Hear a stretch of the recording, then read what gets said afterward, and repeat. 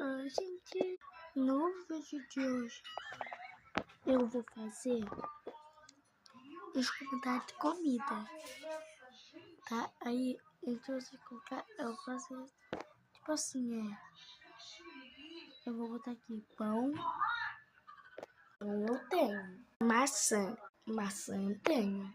Coca-Cola, eu tenho. Mas eu não vou beber. Sal, calma aí, deixa eu ver se eu tenho. Sal, eu tenho.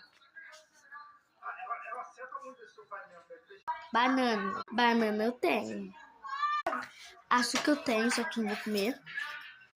Laranja, deixa eu ver se eu tenho. Gente, eu não sei laranja, eu tenho tangerina. Esse é o meu ranking que eu fiz. Beijos.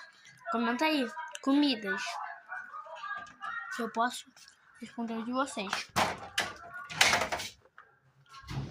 Quem não comentar, vai ficar pobre. Beijos.